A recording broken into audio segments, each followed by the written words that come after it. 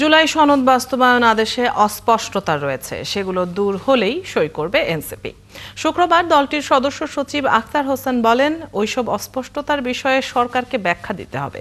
তার অভিযোগ, বিএনপি ও জামায়াতকে খুশি করে আদেশ জারি করেছে অন্তর্বর্তী সরকার। দলটির আরেক নেতা নাসিরউদ্দিন পাটোয়ারি বলেন, রাষ্ট্রপতির সইয়ের মাধ্যমে জুলাই সনদকে অপবিত্র করা হয়েছে।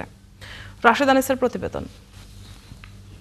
যে আলাপ সেটাকে ভায়োলেট করে জুলাই সনদ বাস্তবায়ন আদেশ নিয়ে প্রতিক্রিয়া জানাতে জাতীয় নাগরিক পার্টির এই সংবাদ সম্মেলন, যাতে উপস্থিত ছিলেন দলটির সিনিয়র নেতারা। এই ধরনের একটা অস্পষ্টতা জুলাই আদেশকে ইতিবাচক হিসেবে দেখছে এনসিপি, তবে এতে থাকা বেশ কিছু অস্পষ্টতার ব্যাখ্যা চান তারা। জুলাই সনদ বাস্তবায়নের যে আদেশ জারি করা হয়েছে, এই আদেশের ব্যাখ্যা ক্ষমতাবানরা তাদের মতো করে করতে পারেন, তেমন একটা অবস্থায়, তেমন একটা ভাষ্যে জুলাই সনদ বাস্তবায়ন আদেশ জারি করা হয়েছে। এই সমস্ত বিষয় পর্যালোচনা করে আমরা সরকারের কাছে দাবি জানাই যে সরকার অবিলম্বে জুলাই সনদ বাস্তবায়ন আদেশের সঠিক ব্যাখ্যা প্রদান করবে। দলটির মুখ্য সমন্বয়কের অভিযোগ, এই আদেশের মাধ্যমে কয়েকটি দলকে খুশি করা হয়েছে। তারা জনগণকে পাশ কাটিয়ে রাজনৈতিক দলগুলোর কাছে, জামায়াত এবং বিএনপির কাছে তারা আত্মসমর্পণ করলো। যেই জনগণই সরকারকে বসিয়েছে, সেই সরকার চেয়ারে বসার পরে জনগণকে বলে, আমি তোমাকে চিনি না, আমি শুধু বিএনপি এবং জামায়াতকে চিনি।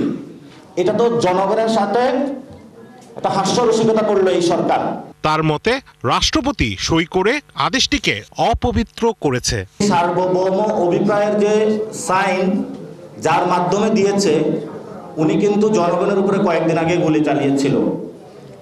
ফলত সরকার এখানে আইনি ভিত্তি দিল, শেখ হাসিনা এবং আওয়ামী ফেসিজমের যে অংশ, তার হাত দিয়ে এই জুলাই সনদকে সে অপবিত্র করেছে। শুরু থেকেই জুলাই সনদ আদেশ সরাসরি প্রধান উপদেষ্টাকেই ঘোষণা করার দাবি করে আসছিলেন এনসিপির নেতারা।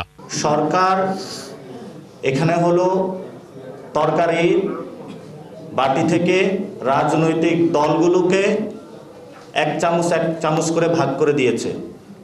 বিএনপিকে 1 চামচ দিছে, জামায়াতকে 1 চামচ দিছে, কিন্তু জনগণের যে প্লেট ওটা খালি রয়ে গিয়েছে। রাশেদ আনিস, ৭১, ঢাকা।